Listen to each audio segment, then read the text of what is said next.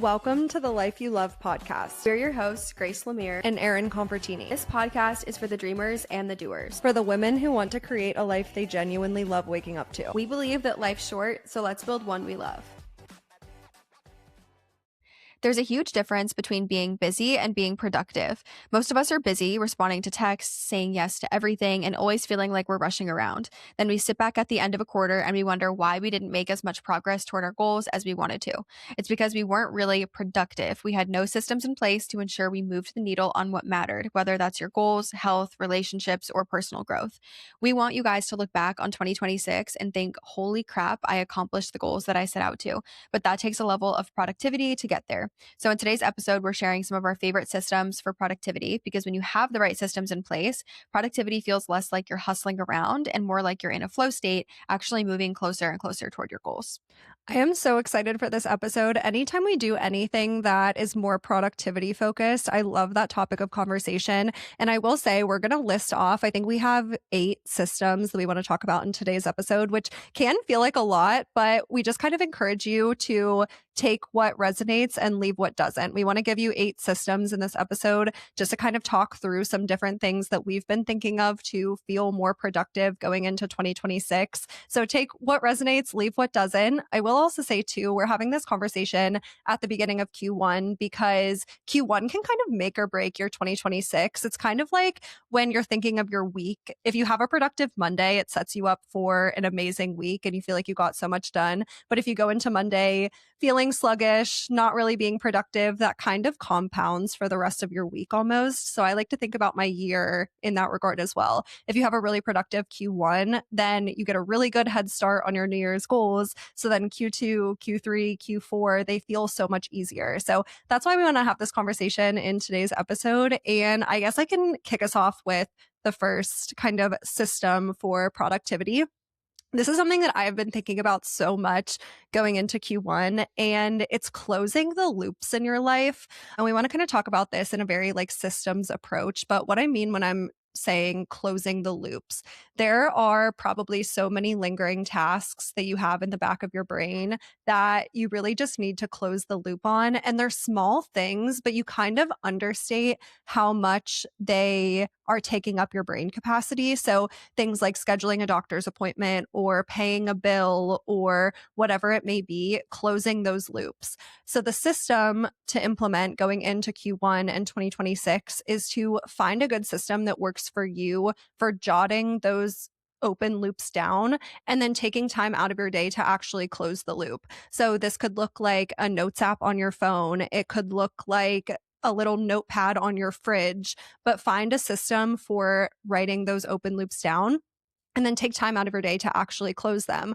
I heard someone say, I think it was in a TikTok video, that closing a loop first thing in the morning actually encourages your brain to close more loops throughout the day. Your brain really likes to close a loop. So do that first thing in the morning. And then throughout the rest of your day, your brain is going to want you to close more loops, whether it be at work or something else you have to do throughout the day. So just encourage you to look at your lingering to-do list and close the loop early on in the day so that it transcends throughout the rest of your day. Yeah, this idea of closing loops, it's funny because I always think about my brain and I think about everything that I'm thinking about or every open loop as a string that is connected to my brain and is pulling my brain and tugging at it in different ways. And that visual to me of little tiny pieces of string, like a bajillion of them attached to my brain and they're all tugging at my brain, I think it really helps me see how uncomfortable that probably is for my brain. When I was actually preparing for this episode, I was looking into what's the actual impact of open loops and the pressure and stress it puts on the brain. And I actually found this, I couldn't really find a clear piece of data, but I found this researcher who she did a study on this and found that we actually remember incomplete tasks better than we remember complete tasks. So our brain basically is thinking more about those incomplete tasks than the ones that we completed. It creates this persistent mental itch, is what she said. And I thought, wow, that is such a good way to think about it. It's like an itch you want to scratch, and you the only way to scratch is to get those things done.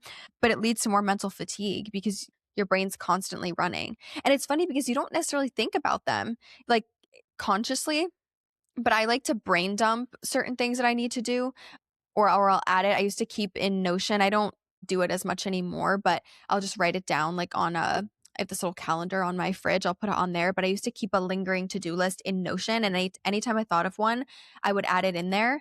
And it was funny because when you really sit there and brainstorm all the lingering to-dos that you have, you're like, "Holy cow, there's actually a lot that I'm storing up in my brain that I didn't even realize." Yeah, and you don't, like you said, you don't consciously think of them throughout the day, but they do come up at certain points in your day. And it's just that like little 10 seconds of anxiety when you remember that you haven't done that thing yet. For example, I think I had like a fraudulent charge on my credit card a couple of weeks ago. This might have been like 3 or 4 weeks ago. And Amex was like, it was on my Amex Gold card. And Amex kept calling me. I was ignoring the calls because I hate taking a phone call.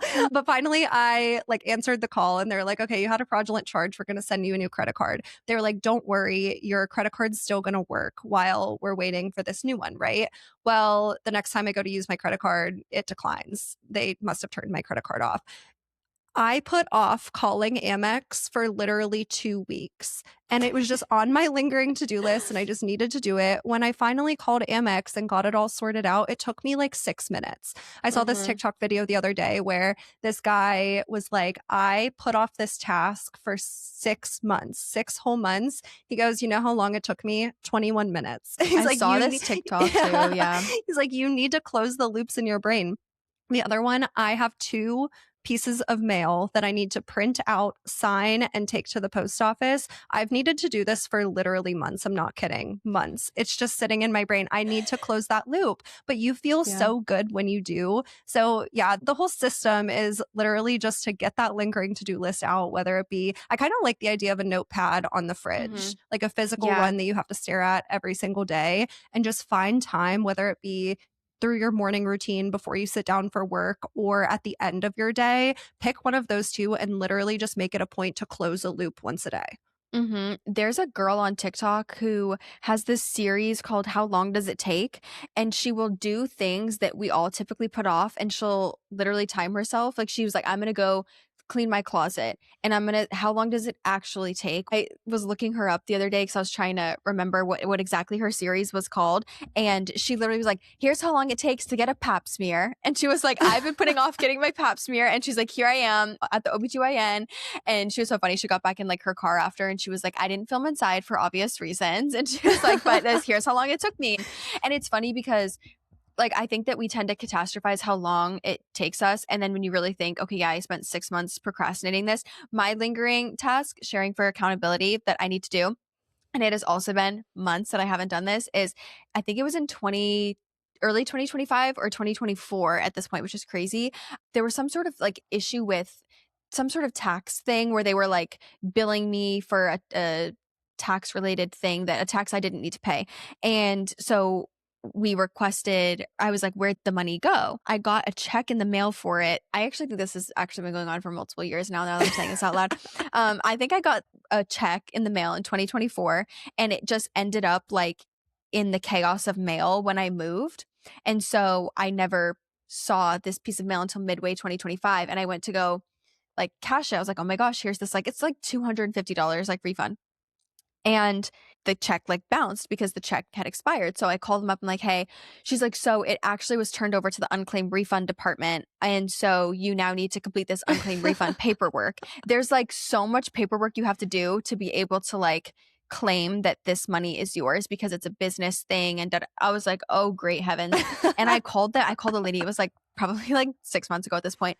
And it has been on my to-do list every single week, and every single Friday when it's on I move it to like weekend tasks. Have I done it? No. It would No. probably, if I actually sat down and did the paperwork, it might take me 30 minutes. And I feel like it's me not being a good steward of my money, because I'm like, that is my money. I am rightfully entitled to it. And otherwise it's just going to sit there with the state. So I do need to claim it and do it.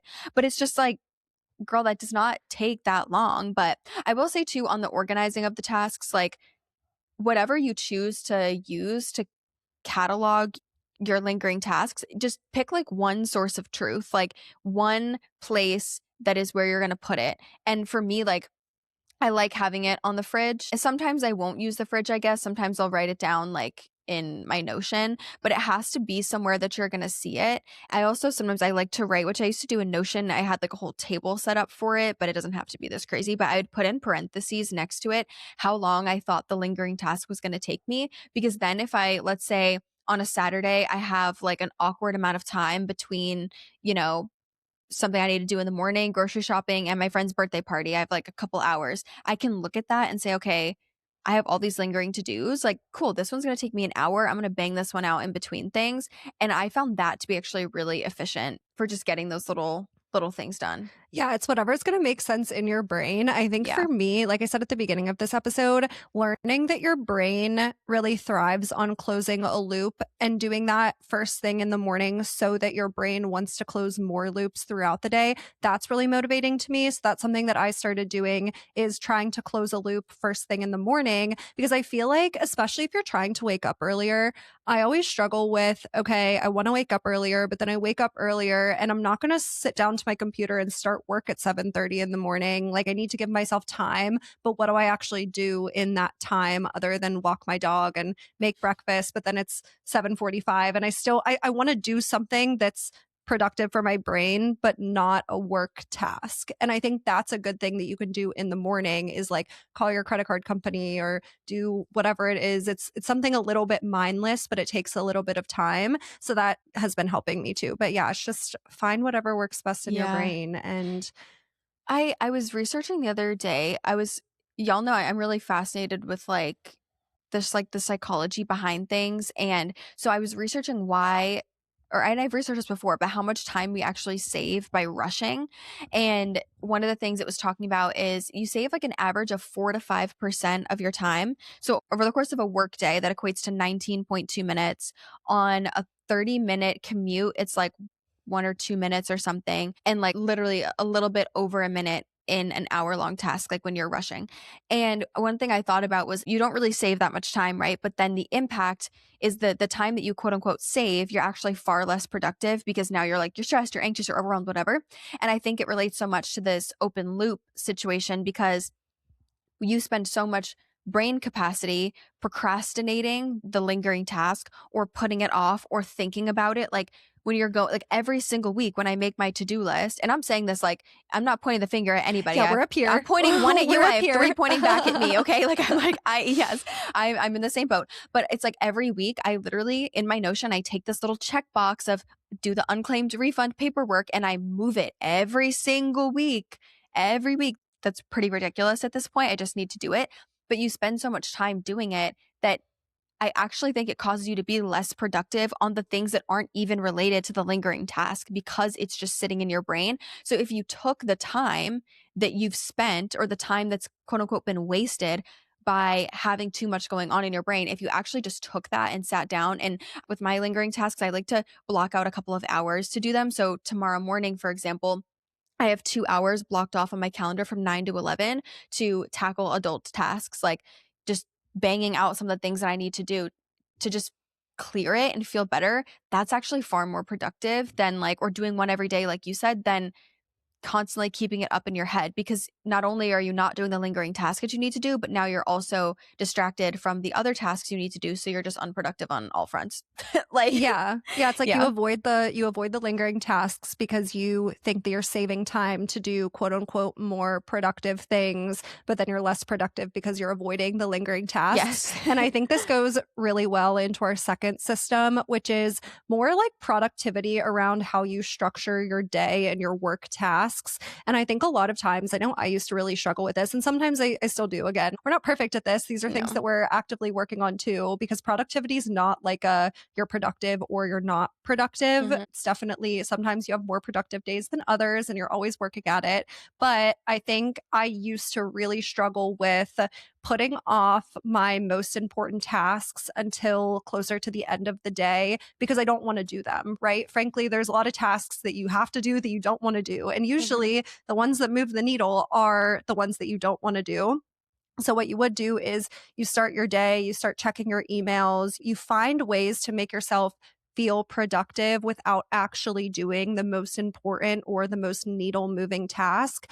And the system that we're talking about here, it's called the inverted pyramid method for structuring your day. And what this looks like is break up your day in your head to three main priorities and kind of like a pyramid chunk. So the inverted pyramid, the top one is the biggest chunk, the second one is a smaller chunk, and then the third one down at the bottom is like the little tip of the pyramid. If you're watching the visual, I'm kind of doing this with my hands. But what you're going to do is you're going to start your day with the most important task. Again, the most needle moving task, not checking your emails, not responding in Slack to your team members, your most needle moving task, and you're going to spend the biggest chunk of your day working on that. So you open your computer, whether it be from 9 to 12 or 9 to 11 or however long it takes you to do it, but you're starting with the most needle moving task before you move on to priority 2. And just thinking about that and having that kind of visual in my mind helps me so much because, again, you're probably procrastinating it to the end of the day. But if that important task is in the back of your brain all day, you're probably not going to be productive until you actually get it done. Mhm. I feel like I have, like, I don't know if it's the opposite, not the opposite approach, but, like, I guess it's similar, adjacent. I don't know what adjective we'd use to describe it, but when I think about my day, I try to think of what are the things that are blocking other people from making progress or blocking me from making progress, and also what's blocking me from the result that I want or what's gonna get me closer to the result that I want. So, when I start my day, I'm looking at my to-do list thinking, "Okay, is there anything that's, yeah, blocking somebody else from moving forward?" Like me not reviewing the LinkedIn posts that are in the queue is blocking my assistant from being able to schedule them. And that's part of his job. Me not giving feedback on, something for my manager is blocking her from being able to move forward with a negotiation or with a contract or whatever. That's going to delay the timeline of it. If my goal is, okay, I want to make more money, me looking at, even if I don't feel like editing a brand deal video, for example, sometimes I've just edited so much, I'm just like, I am all edited out. I don't want to edit anymore. But it's like, well, my goal is to make money. What's going to get me closer to the result is doing that thing. And I always feel better after I do that thing. It's very satisfying to me also to know that by like I did a needle moving task that allows somebody else to move the needle as well. Like it's satisfying to me to know, well, I'm now being productive. Everyone else can be productive. Like I think in here I put the example of when I finish a video and I send it off to a brand. Now I know that they have the opportunity to review it sooner than if I procrastinate it. So that makes their life easier. And also, then while they're reviewing it, I can be working on another task. So it's like the things I'm working on are still moving in the background, even if I'm not immediately working on it. Sometimes, also, too, if I'm stuck on like what task do I try to get to first, I'm like a big momentum person and a big like repetition person. So like even with my habits, if I miss a day, I kind of like fall off. That's why I'm very big on teeny tiny habits. Like even if I only read my book for 2 minutes before I go to bed, I will do it for 2 minutes. I will not do it because once I break that habit, it's very hard for me to get back on track. But I feel like I really need a lot of momentum. And so when I'm working, I think through sometimes what my highest leverage tasks are. And you can get nitty gritty with this and like brainstorm all your tasks and, or potential action steps and then think through it.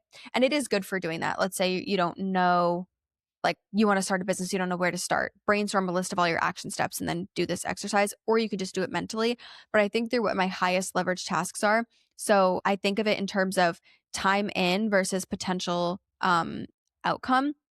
I learned this because a startup that I used to work with years ago did this when they would think through what steps they were going to take, like where they were going to put their money and what features to build and stuff. But basically, it's like, okay, if this task is going to take me 20 minutes, it's pretty low lift, but it could make me a chunk of money, or it's really meaningful to someone on my team, or yeah, it's really going to move the needle. I start with those things because there's nothing better than a low effort, high impact task. Like that makes you feel so good.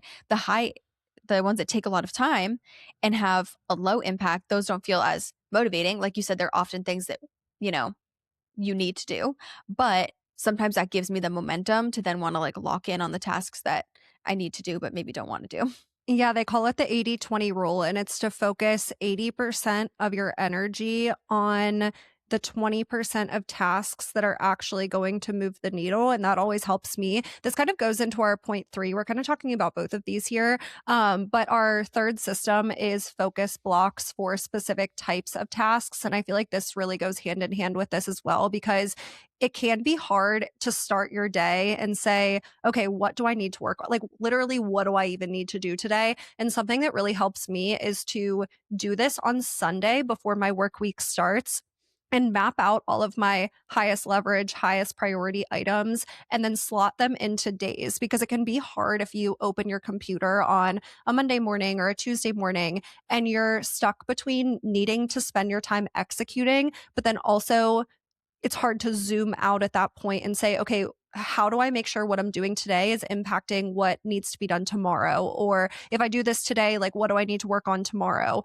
Or if you don't do this at the beginning of the week, then it can be hard to really contextualize on like a Tuesday. Okay, realistically, how much work do I actually need to get done today? Because I still have Wednesday, Thursday, Friday, So it helps Mhm. me a lot to on Sunday, and it literally takes me like 30 minutes. Like, you're not working on a Sunday, but you're just setting your week up for success.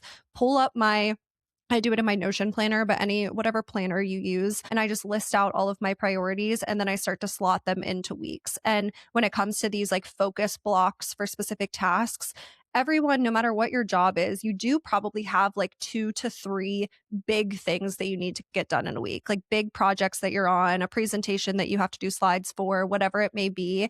Those 2 to 3 big things, those get work blocks in my calendar. So I'll go into my Google Calendar and I'll say, okay, on Wednesday from 9 to 11 or 9 to 12, I am working on the scripts that I need to do for the UGC program for the startup that I work for. And for 3 hours, that's all I'm working on.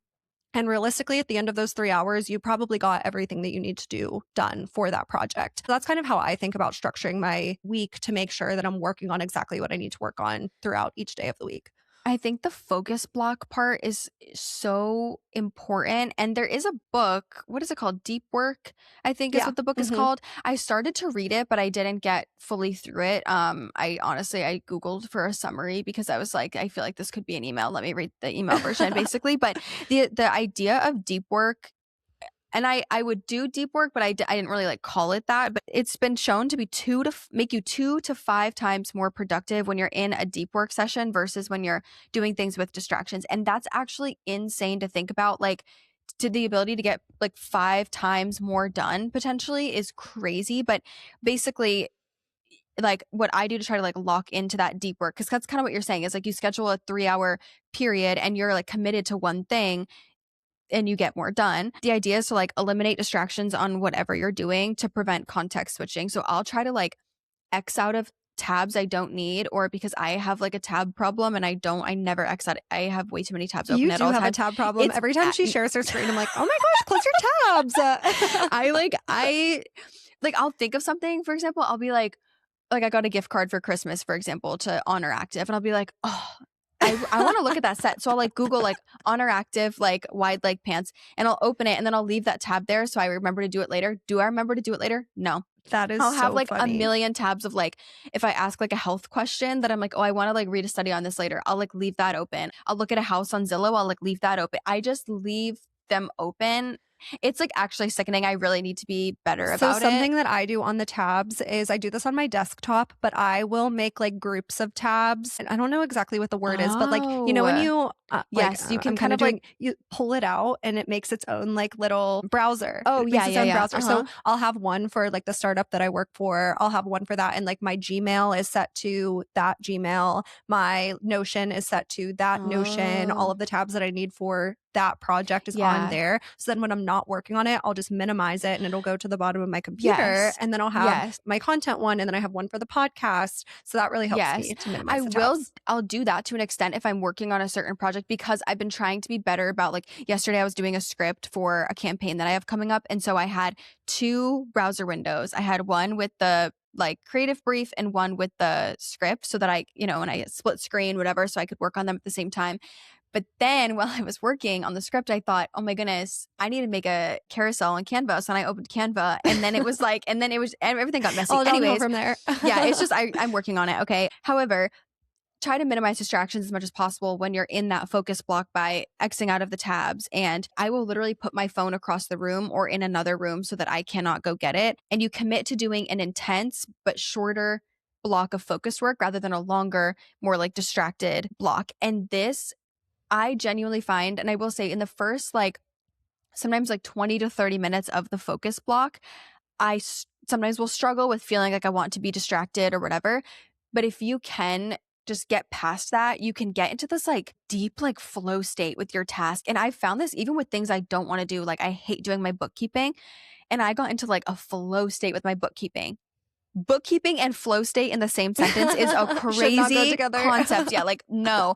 But I feel like when I think back to when I made the most progress on certain things, especially things I procrastinated, like even I think back to when I built my freelancing course in 2024, it's like I learned that I know so much about it, but I hate the act of like making a slide deck. My assistant makes every slide deck I need now because I hate making slide decks, but I made the whole course deck myself. And it was the most tedious task. And I never wanted to do it. I wanted to just talk about freelancing and teach people things. But whenever I made the most progress on that was when I said, I'm carving out like a day or even 3 hours today. And I'm closing Slack, I'm Xing out of emails, notifications are off. Like I'm on airplane mode for all I care. Nobody can reach me at all. And I'm just focused on it. And I made like leaps of progress. And you can do this too with things outside of work. You can do it with life tasks. And I love doing it for life tasks. I'll just schedule, like I had said, I have a 2 hour block scheduled for tomorrow. And I'm going to just commit to I'm focused on just life tasks in that time. I'm not thinking about work. I'm not calling a friend. I'm not doing anything else. I'm just doing the life tasks that I need to do and getting them all done. And that's why I like working on the weekends because I find it so much easier to get into these deep work blocks on the Mhm. weekends because you almost think of it as bonus time, which I think that that's a really good mindset tip to kind of integrate into your week as well is treating it almost like, okay, I don't have to be doing anything else. Like when I work on the weekends, I'm like, I don't have to be working on anything else right now. I get to work on this one thing that I'm focused on, whether it's building a template or doing whatever it may be. It's like, I want to work on this right now. So I get to do it for the next 3 hours. But during the week, you tend to struggle with that more because you're like, okay, well, if I'm spending 3 hours doing this, then that's 3 hours that I'm not spending doing something else. You end up checking your emails during it. You end up making sure that nobody needs you in Slack during it or whatever it may be. I definitely find it easier to do that on the weekends. So, I mean, if you're trying to do anything outside of your full-time job, weekend work is definitely a hack. Mhm. You can get a lot done on the weekends, even for 3 hours, and it's not going to take up your entire day. Yeah. But let's go on to the next one. And I know that this is something you're way better at this than me. And I actually checked my screen time on Sunday and it was 5.5 hours on average per day. But I do have to say, like, most of that is work. Like, a lot That's of low, I feel a like, for our yeah, a job. lot of work is on my phone and I can't necessarily do it on my computer. I have to do it on my phone. So I'm not super upset with it, but these are systems around not being distracted by your phone. And you do this a lot better. So do you want to talk about this? Yes. I'm so curious. I was like, what is wow. Okay, my daily average for my screen time is 5 hours and 40 minutes. But that Okay. actually seems very low if I'm being honest, because I know myself and I feel like I spend more time than that. Okay, so I've thought a lot about how obviously our jobs are largely based on our phones. There's a lot that we do on our phones. But even when I wasn't working this kind of job, I feel like you know how people are like, our parents were right. It really is these damn phones. Like, I am starting to feel like that. I think, I don't know, I'm getting older. My frontal lobe is now developed. Like, when I'm looking at this, for example, I pick up my phone on average 64 times per day. I've picked up my phone 383 times in the last week, including 74 times on Sunday. Now, granted, I pick up my phone to answer messages. Like it says my first used after pickup most often, 69 of those times of the last week was for messages to answer a text message from someone. That makes sense, right? That feels fair. 38 of them for Instagram, 31 for TikTok, 29 for Hinge. That's crazy. No man needs a response from me that bad. Okay, please. Like, oh Wait, my that's gosh. actually so funny. Although I will say I was like, I've been invested in someone, so that makes sense. But we were planning a date. So I was like, okay, I need to obviously see what's going on there. 21 times for CapCut, 18 times for my photos. But it's like, I get an average of 185 notifications per day. Like, this is all just, it's crazy. Wait, I'm curious what yours says before Okay, I so get into like the tea. I'm such a liar because my daily average is 6 hours and 30 minutes now, and I swear I just checked How? this the other day, but I feel like that's a you're lot. so good about your phone time because you don't scroll as much. Like you've said before, you're like, I don't scroll nearly as much. I And I don't scroll. scroll, but I do a lot on my phone that could be done on a computer, especially like when I'm at the gym. If I'm walking on the treadmill, I will be on my phone for an hour straight on the Mm. treadmill, like getting work done, like responding to emails, Yeah, responding to that's fair. Slack, editing. And again, it's like, it's not all bad. That's fine. Yeah, it's Even work. this morning, we were outlining this podcast episode and I did it from my phone laying in bed. Mm. And I was like, okay, I want to lay in bed. Bella's like cuddling me right now. So I'd rather do it on my phone than get up Yeah, and do it on my yeah. computer. So it's fine. But okay, where did you see In the all screen time thing, when you go to like the week, if you're on the day, go to like the week okay. toggle. So today it's only 10:58 in the morning and I've picked up my phone 25 times. Messages, Notion, Safari, Gmail. So yeah, like all work things, Yeah. but yeah, we're getting a little bit off track here, but the whole premise of this system is to find systems that allow you to pick up your phone less on a distracted basis. And what Yeah. I would consider a distracted basis is picking up your phone and subconsciously just opening Instagram because that's what your brain is used to. Like the amount of times that we pick up our phone throughout the day and just open Instagram or open TikTok without even really thinking about it. And all of a sudden we're scrolling on Instagram for no reason. Like that's what we're trying to limit. And I feel like you have better systems around doing that than I do. I'm glad we shared all the numbers also because I think like if you're listening to this podcast, like go into your screen time thing and see what it is because it might be shocking. And it's data that it's almost like with your Aura ring where when it tells you you're stressed 7 hours of the day, you're like, dang, like I knew it was bad, but I didn't realize it was that bad. My stress data on Aura always gets me. It's like, you are highly stressed for 8 hours of the day. I'm like, okay, great. I've been awake Wait, for that's 9. actually So so funny it's because mine will be like 15 minutes of stress today. some days I have that, but then other days it's like it's stress a lot. And I'm like, okay, period. But I think it's like data that you obviously don't track yourself. You're not counting how many times you pick up your phone or how much time you spend on all these apps. But when you really think about it, it's crazy. So I was looking into because maybe I don't know, maybe I wanted to like hurt my own feelings, but I was like, how much time do I spend on my phone and how much of my life is that? And this is crazy, okay? Over half of Gen Z spends over 3 hours a day on social media, which is equivalent to 45 days worth of time per year. I literally did the math. 45 days worth of time per year. That's a month and a half of your year you spend on social media. If you started this habit at age 16 and you continued this until you were age 66, so for 50 years, you would have spent 6 years of your life on social media. I feel That's like the 6 years insane. of your life seems like so, it's like 6 out of 50. Okay, you think, oh, it's not bad. If you think about the amount of things that you can do in 6 years, you could go get a PhD. You could go to almost finish med school. You could just sit there. I would love a 6 year vacation. You know what I mean? Like there are so many things you could do in 6 years' time. But the idea of spending 45 days Yeah, that one got per me. year, I was like, It's like your year wouldn't that's start until mid-February. yes, that's crazy. 45 days, a month and a half on social. And I was like, when I was researching this last night, because I was like, I need to bring some numbers to motivate myself and the girlies on the podcast tomorrow. And I was like, whoa. I actually told my You friends, brought the numbers. I was at Bible study this morning and we were talking about something and like this kind of topic came up. And I was like, yeah, did you know you spend 45 days a year like on social media? And I was like, I don't even want to know what mine would be considering that I try not to be on it after certain hours in the day because I know I spend so much on social, like for my job, that I just feel like we're not meant to consume smartly, like listen to podcasts that you resonate with, that you care about, that you think are uplifting, follow creators that you think are uplifting and that you learn things from. But consuming endlessly, like I actually saw a video too. I can't say this is 1,000% true. It was a video of a girl saying that she saw this somewhere else and I haven't fact checked her, but she said that the inventor of the continuous scroll, like the guy who initially came up with the continuous scroll of like how content just keeps showing up and it never ends on like Instagram Reels and TikTok, actually regrets creating that feature because he sees how much time people are now spending on social media and how there's like no stop. I think that is crazy, a crazy thing to think about. I also think so much is coming out about what it does to your brain, the Yes. continuous scroll. I saw something and I don't have the exact quote. So maybe if you're interested in this topic, like especially if you have children, maybe research it. But I saw something that said if you think about how children's games were designed when we were younger, they were very based on like levels. And then when you don't accomplish the next level, you have to wait a certain time period to be able to try again. Like if you think Mm, about the games that we yeah. used to play growing up, it's like, okay, you're on level 3, you didn't pass on to level 4, and now you have to wait 24 hours to Mhm. try to go to level 4 again. But now children's games are just so like there's endless entertainment all the time.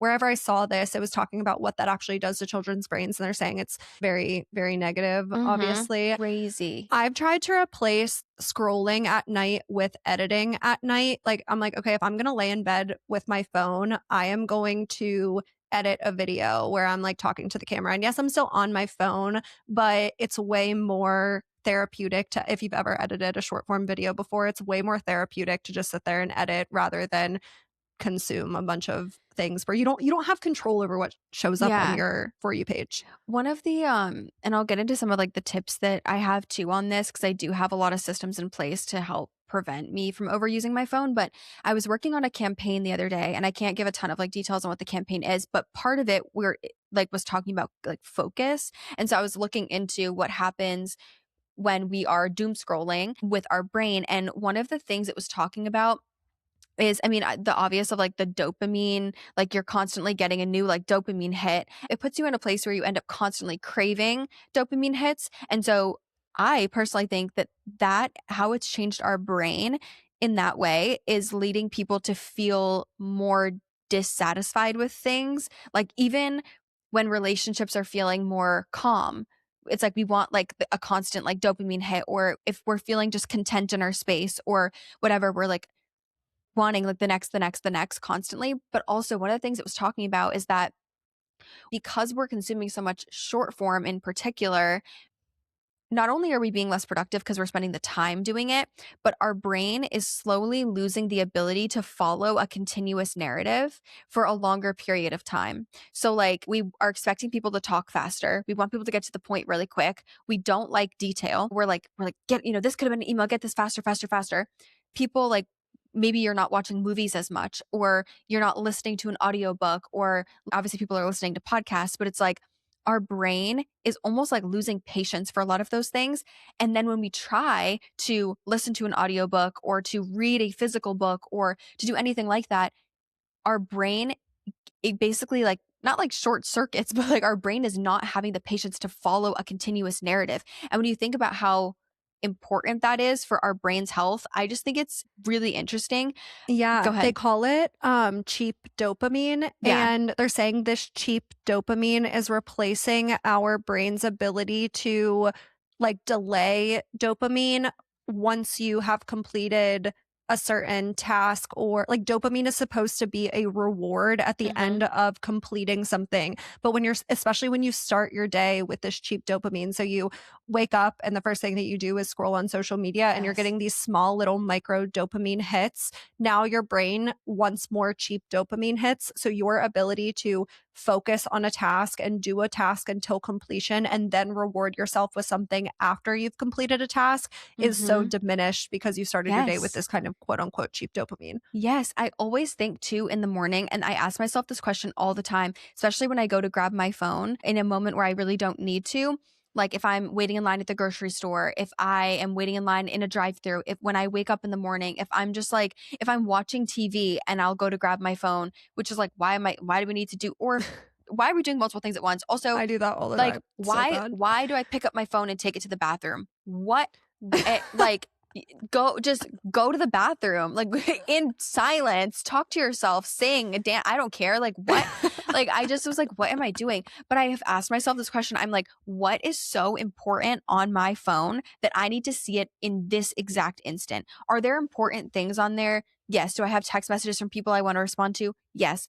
Are there content creators whose content I would like to consume? Yes. Are there apps that I would like to open? Yes. But what is on there that I need to address it in this exact moment? And sometimes there are things like, okay, I have pending plans with someone and I saw that they texted me. I need to get back to them so that they know when to leave their house later or whatever. Yes, that is like a yes, this makes sense. But when I think about it, when I open my eyes, I still have crust in my eyes. What is so important on my phone that I need to be looking at it while I'm wiping the crust out of my eyes? Nothing. Like there is nothing on my phone that is so, except for my alarm that I'm turning off.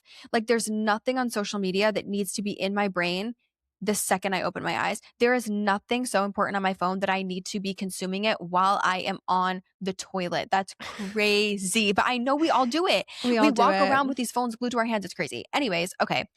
I'm on my soapbox, but some systems to help you not be on your phone so much so you can use that time to be productive and do things that are actually important to you and moving you forward towards your goals. One is put the time limits on your apps. You can do this right in the iPhone. I have it set up so that I have across all social media apps on my phone, I can only spend collectively 2 hours per day on all those social media apps. If you've used the time limits on your phone before, you know that like it'll basically just like kind of lock the app, and then when you go to open it, it will stop you and you have to click, it will say like you've reached your time limit, and then you have to click a button that basically says ignore time limit, and then you can choose whether you want to ignore it for 1 minute, 15 minutes, or for the rest of the day, I think. And I think yeah, or 1 minute, something like that. And I will say, like, some people are like, oh, that doesn't work for me because I just like hit the ignore time limit. Yes, but the point is that it slows you down. So it gives you a minute to like think, do I want to do this? And I will say I got a new phone over Christmas, and I upgraded from the 13 Pro to the 17 Pro, and when I migrated all my stuff over, it did not migrate some of my settings like that, like my time limits, and I am finding myself scrolling at night like in my bed, which I usually don't even allow my phone like in my room like at all. I'm like, what am I doing? Like that's so crazy. So put the time limits on. I also will have all my apps, like every single app shuts down at 7 p.m. and does the same thing, the time limit thing, and they don't turn back on, quote unquote, until 8:30 a.m. so that I limit my phone use at night. You can also use apps like Opal. I'm sure there's some other ones too, but I think Opal has a free version. And I believe with Opal, you can't just like hit ignore. If anyone listening uses Opal, give us the tea in Spotify and let us know what it's like. I downloaded the app, but then I haven't like set it up. But I think it makes it harder to get around than the normal time limit. And then I know the brick is trending right now, which is like, if you haven't seen it, it's like a little like physical block that when you tap it on your phone, I think it like locks certain apps, and then you leave that brick physically like at home or in another room. And the only way to quote unquote, they call it unbricking your phone, so to unlock the apps that you locked, is to tap your phone up against that brick again. So if you leave your brick at home and you go out and about and you have your social media locked, you physically cannot unlock those apps until you get back home and tap your phone on the brick. And then the other thing that I've been trying, literally I tried it, I set it up last night, so we'll see how it goes. But I heard that turning your phone into grayscale mode actually makes you want to pick it up less because it's not aesthetically pleasing. And it's just like, you don't Ooh, get I like like that. you don't get Yeah. the blue. And some people also turn their phone into red at night, which also, if you have I don't know what iPhones it's on because again, I just upgraded like 4 versions. So I've been behind the times, but it has this button on the side on the iPhone That 17, button is the which worst. like the action button or something. I don't know. But apparently you can set it up with automations to where my friend showed me this morning, if she triple clicks it, it turns her phone into red, like red light. So you don't get the blue light because, which I think it's, you know how like apps like Twitter, Facebook, they're all blue. There's a reason. Something about blue keeps you wanting to scroll, but the red gets rid of that and it minimizes blue light at night. But I set up an automation on my phone.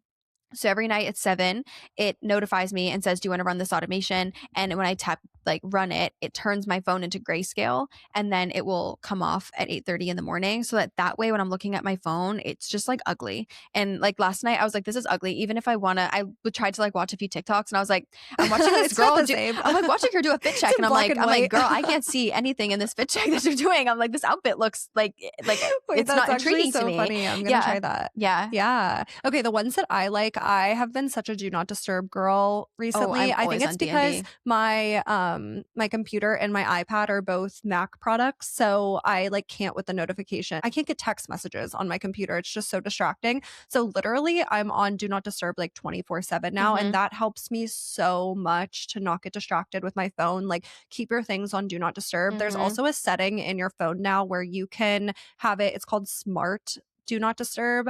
And if you turn it on, then your phone will automatically go onto do not disturb at what your phone thinks is like important times of day. So it'll do it automatically at night. It'll do it automatically just throughout your workday. I don't know how the algorithm decides when to turn it on, but when I have that like smart thing on, it turns on all the time, which is so nice. But I kind of just leave it on. Like my do not Mhm. disturb is on right now. It's been on since I woke up this morning, and that helps me so much. And then the other one is to put all of your social media apps into a folder that's not on your like initial home screen. Like if you have a bunch of apps, put it onto the second or third page because again, what that's doing is it's forcing you to slow down opening the apps because now instead of just clicking onto Instagram, which for me is literally pinned at the bottom of my home screen right now, like it's Mm. literally right there, put it into a folder and put it onto the second or third page because now you're going to have to scroll and click a few buttons to get into the app. And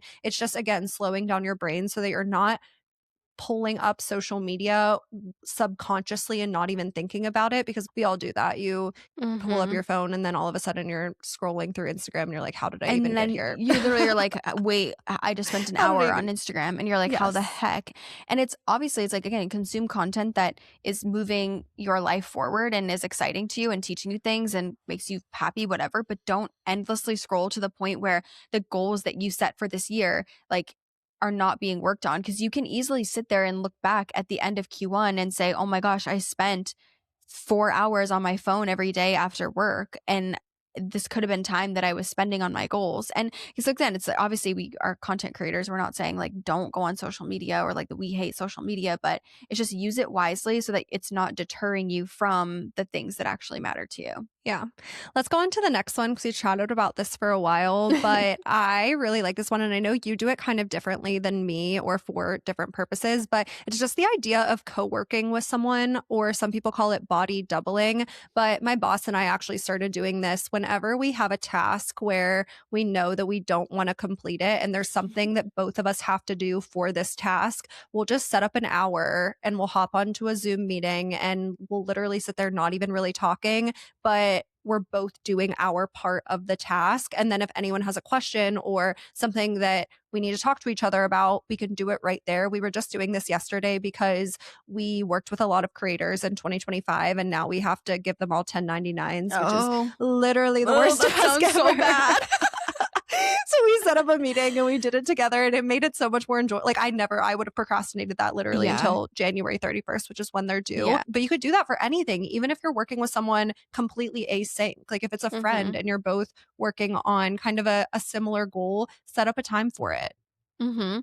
I I heard of body doubling, which apparently it's particularly effective for people who have ADHD, which I don't have, so I can't obviously speak to that, but I have friends who have ADHD and find it really really helpful. But like anyone can do it. Of course, it's just the concept of like working alongside someone, but it's just like when there's somebody else working next to you, you're more likely to do it because it's like when you're at a coffee shop and like you see people working really hard around you. If everyone around you is dilly-dallying and like chatting with each other, it's like a little bit harder to lock in versus yeah, if you're in a, like a co-working space where people are really working, it motivates the heck out of you. But I've done this. I don't do it like crazy often, but I do find going to coffee shops helps me with this, like working alongside other people.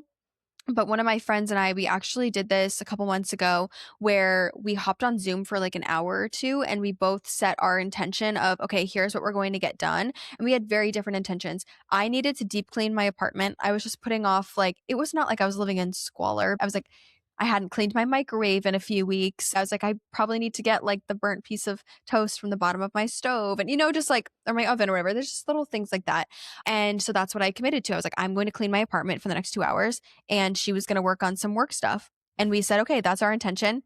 We muted and then we went about our That business. is so And like, funny. I'd be like walking back and forth in front of the camera. Like, I was kind of just hidden like behind her browser or whatever, but just knowing that like the camera is on and somebody is watching, you just tend to get more done. I've also heard too, and I've did this once in college, but I haven't done it since because phone storage is like an issue for me. But some people actually, I don't know who came up with this idea. It went viral, I feel like years and years ago, but you put your phone up and you put it on a time lapse and you leave it there, like basically recording you doing the task that you don't want to do. And you just like leave the phone there because there's something about like when like feeling like you're on camera almost makes you want to like lock in and do it. But then also you're not likely to go just like turn it off once it's there because it feels kind of silly. Like, why did I turn it on and then just turn it off? Like, you keep it on. And I actually did it once in college and I forget what task. I have this like video of me in college with my bleached blonde hair doing some sort of task and I cranked it out. Like, I don't know, it's an interesting Wait, that's tactic. actually funny because the other day I'll record myself cleaning my apartment, and usually I don't even end up posting the video because they're like kind of annoying to edit and post, and also like who wants to watch me clean? But I'll be like, "Oh, I want to film a cleaning video today." And filming it makes me do it to completion because if I just Mm. say, "Okay, I'm going to clean," I'll go like clean my kitchen but then stop. But if I am filming it and I clean my kitchen, that doesn't make for a full video, just a couple of clips of me filming my kitchen. So I'm like, "Oh, I'm gonna go like clean my entryway and like mop," or I literally vacuumed the cushions on my patio because and I never even ended up posting the video. You know I you're didn't even really invested in the cleaning when you start like vacuuming the couch cushions. Like, that's when you're like, you know, it's yeah, gotten so that serious. Yeah. yeah, no, that's a really interesting putting up the time lapse. I really like Yeah. that. You Yeah, almost end up like body doubling against yourself yeah. essentially. So, Yeah, yeah. anything that can make you do things that you don't want to do. I love tips Mhm. for that. Okay, the next one. I really, really like this. And I kind of talked about this at the beginning of the episode how if you think of your week, if your Monday is not productive, the rest of the week is just shot at that point.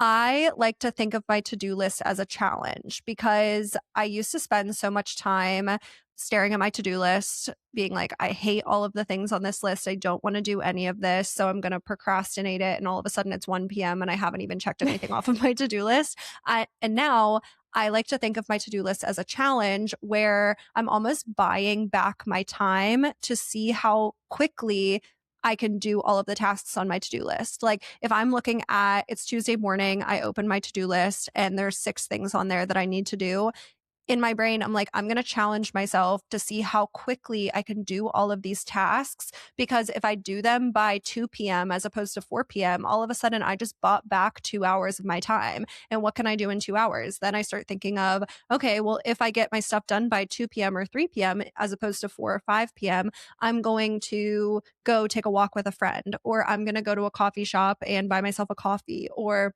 I'm going to go sit in the sauna at the gym. You can kind of like tell yourself what reward you're going to give yourself if you get things done. And this also really helps me thinking about it on a weekly basis because on Monday and Tuesday and even Wednesday, you're challenging yourself to see how quickly you can get things done to buy back. Like you could even buy back an entire Friday. I Mhm. feel like a lot of companies, they like don't set meetings on Fridays. That's how my last corporate job was. There were like literally no meetings on Fridays for the most part. So if you get all of your tasks done by Thursday, you can literally just like Dilly do whatever dally. you want, dilly dally on a Dilly dally on a Friday. Friday. Yeah, No, I yeah. honestly, it reminds me, this is such a like random analogy, but I know people, you have to relate. I can't be the only person. You know, when like you're heating something up in the microwave and you use that time to try to like Oh hustle to get other yeah. things done before the microwave goes off, like Yes. I Mhm. become like they just like so speedy when that microwave is going down. I'm always like rushing around trying to do what I need to do. And I feel like that's the vibe that this gives, where it's like, this is my microwave timer, and I'm going to see how much I can get done before the microwave timer goes off. I should honestly try when I clean my apartment. I should honestly Just set try the like microwave timer. set the microwave timer or a timer in general that like I actually like hustle to, because I think like with my to-do list, and I mentioned this earlier in the episode, but with tasks, even on my work to-do list, I'll write in parentheses next to the task how long I think it's going to take me. And I will sometimes start with the like low hanging fruit or those like needle movers that I know are blocking other people. But it's helpful for me because if I finish everything I need to do by like noon or something on a Monday, I can look ahead and say, okay, what else do I have to do this week? Okay, I'm going to knock out this hour-long task. I'm going to take a couple of these 20-minute ones. Like you can really start to knock things out. And it's so motivating when you get a lot of it done. Like it's so motivating. And you might find too, if you're able to do the like focus work kind of strategy, that you're getting significantly more done because you're also really focused. And then, because I find too that what's the expression? I feel like you know it better than I do. When you have like more time to do something, you'll basically like fill that time.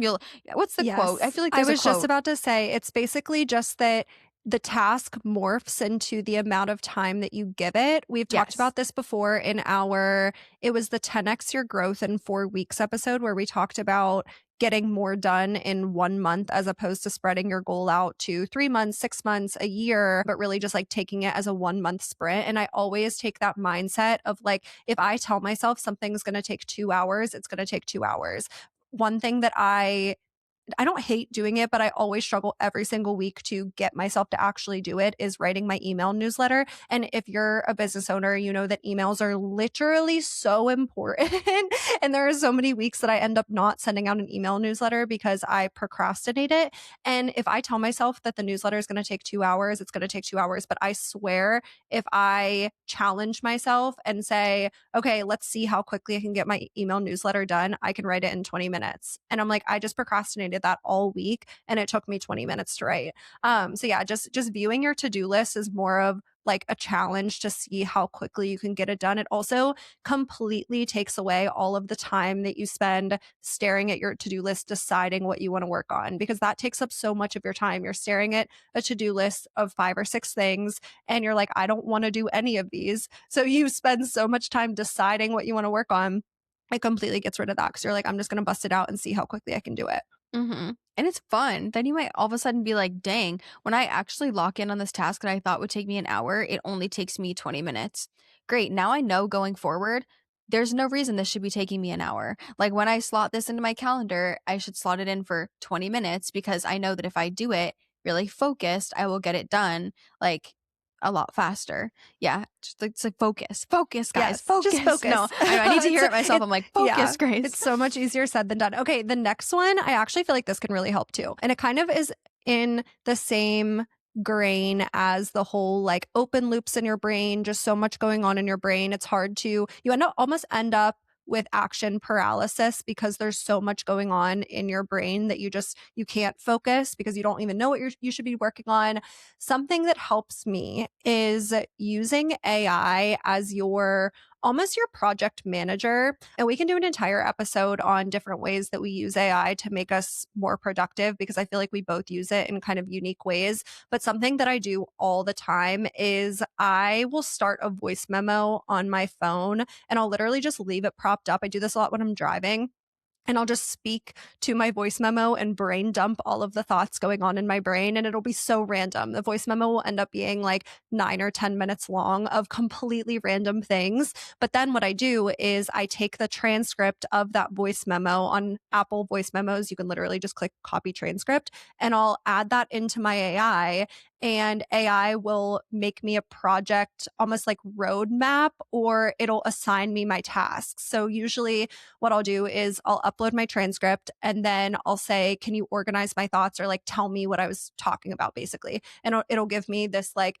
very organized, detailed, what I was talking about. It'll organize it into topics. And then I'll say, okay, now can you give me a to do list for the week or split these up into my highest priority tasks or whatever you tell it, it's going to give you. But this helps me so much because just getting the things out of your brain and speaking it to somebody else and then someone else telling you, okay, based on what you told me, based on what your goals are, based on what you just brain dumped to me, this is what you actually need to do and actually need to get done.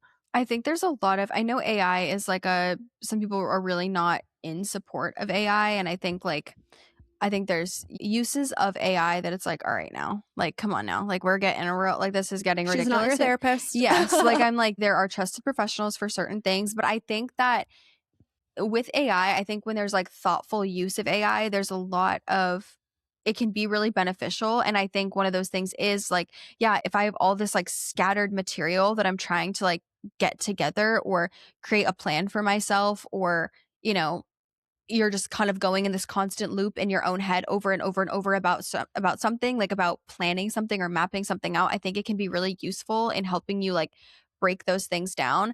I mean, I definitely use it for different aspects of my business. For We both use an AI tool that allows you to link like videos to it. So I'll like put my own content in it and have it like analyze like, this video didn't perform the way that I wanted it to. Like, where do you think that like the video was weak? What could have made it stronger? Where like things like that. Or I've been saying, I used to be really, really consistent on LinkedIn, and it helped me grow my freelance business a lot. And I still get inbounds from like my old posts and stuff on there, but I want to get back into posting consistently and sharing more like behind the scenes of the journey as a freelance marketer and as a content creator and a podcaster. Like, really, like, they call it like building in public. Like, I want to kind of get more into that type of content. I really like consuming it, and I don't think there's a lot of people talking about it. So I want to do that. And all of last year I wasn't very consistent with it. And my poor assistant, he would have to ping me every week, be like, "Hey, can you write the post? Can you write the post?" And I was so behind on it because sometimes I'd have this like idea in my head, and when I talk about it, I would just kind of like ramble about it, but I needed like a almost a transcript of that of it. And so I used to use a software called Whisperflow, where it allows you to like hold a button on your computer and then you can talk into it and it'll just like make a transcript, but it kind of like cleans it up a little bit. And then I would take that transcript and that copy and I would then write a post based off of that. But now I'll record myself, same way I'll record myself, and I bring it into this AI tool and I have it. I say like write a post. I don't use that post. I rewrite it in like my own voice and make it not sound like AI, but it's the way that it will take, and then it'll be a point that's connected to the beginning, like at the end. So it helps like organize it, which I do think is really helpful, and then helps me not be in my head as much, and keep moving forward and making progress. But I mean, I do think that we need to remember how to use Google. I do think we need to remember how to like use our own brains and like critical thinking. Sometimes I don't mean this judgmentally, but sometimes I see like people will be like, well, then so I just asked chat, like, what temperature should I cook like my chicken tenders at? And I'm like, okay. I'm like, let's slow down a little bit. Let's read the back of the package first, like let's like things like that. Yeah. I think that sometimes there's like an overuse, but I think that it can be really helpful in keeping you productive and keeping things Yeah. moving forward. I totally agree. And also, if you would be interested in an entire episode around how we use AI as business owners and content creators, or just to be more productive in general, definitely let us know, because I definitely use it, but I also know that there's good and not so great Yeah. ways to use it. So let us know if that is a topic that you'd be interested in. And the last system that we want to talk about, and this is a really good way to end the episode, because it's almost like helping you get more productive as you continue focusing on your productivity. And this system is to write down what's throwing off your week, because what doesn't get tracked doesn't get changed. And I think for a lot of people, you kind of like go about your week just saying, okay, well, today didn't go as planned, or I'm just not productive, or I just didn't get enough done this week. But we need to flip this and again have a solution oriented mindset around productivity.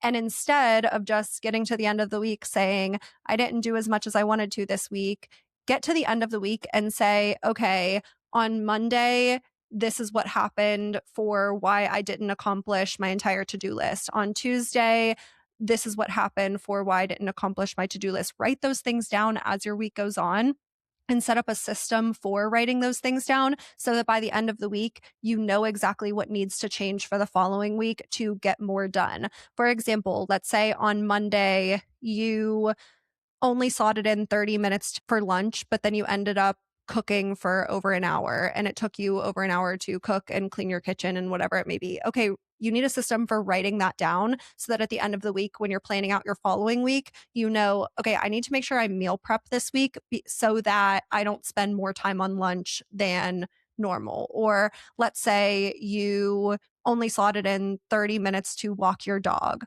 and it ended up taking you an hour to, by the time you change your clothes and walk your dog and come back in and clean everything up.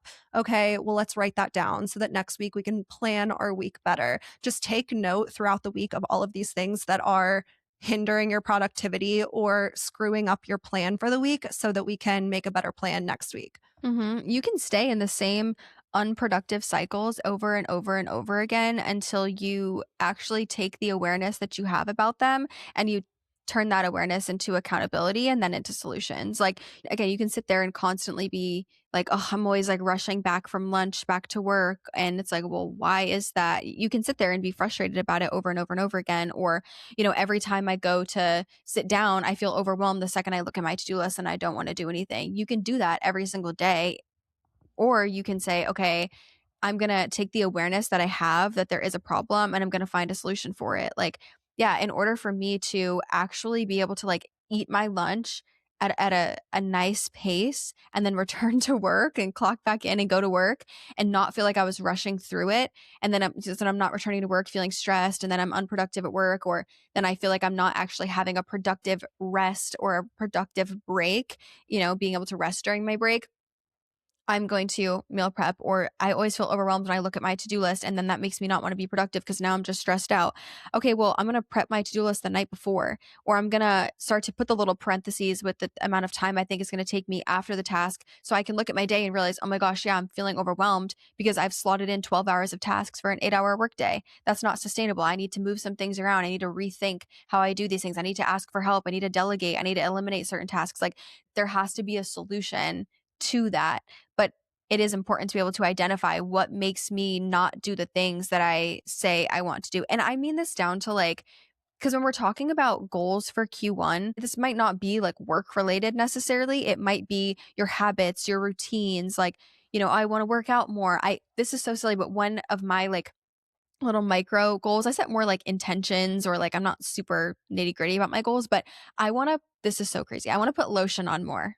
I want to No, moisturize my skin more. Okay, I this is set like, that goal in Q4 and it yeah, changed my life. yes. I'm like, and what I realized was 'cause every time I'd get out of the shower, I never wanted to do it because I'm like, I hate the feeling of lotion after the shower. Like, I don't like the feeling of it getting under my nails. I don't like the feeling of it like on my hands. I don't like that at all. I don't like feeling slimy. So I would never do it. So when I saw this guy make a video about an in-shower salve that you put on. And I said, boom, I'm just going to buy it. I'm just going to buy the product because guess what? I know that I will use that in the shower. And I do. I use it in the shower. I love it. My skin is now moisturized.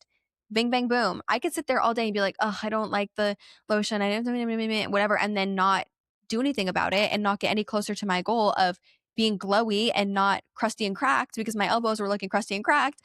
And I just solved my problem by looking for, okay, is there a product that I think I would use? Or is there, you know what I mean? There has to be, and that's like such a small, somewhat potentially silly goal, but it's like there has to be a solution oriented mindset to actually like solve the problem. Yeah, it's not good enough to get to the end of your week and say, well, I'm just not a productive person or I'm just not focused. You have to find the root cause of why you're not productive and why you're not focused. And that's a good way to end this episode, I think. Mm-hmm. I love these types of episodes. I love productivity. I love talking about systems in particular. So, one, if there's any systems that have been making you feel a lot more productive lately, definitely leave them in Spotify because you guys have been really crushing it with the Spotify comments lately. I feel like there's so much value Yes. in there. It's So so go fun read. to read. And I love Yeah, commenting back to you guys. It's so I know. fun. Yeah, go read through the comments too if you ever want some little like bonus value or bonus tips from these episodes because I feel like people leave a lot in there. But then also let us know if these types of episodes are something that you guys really enjoy because we can totally do more that are more like action focused and going after your goals and executing better and faster. I love that topic. So with that, I think that brings us to the end of today's episode. Thanks for listening to the podcast and until next week.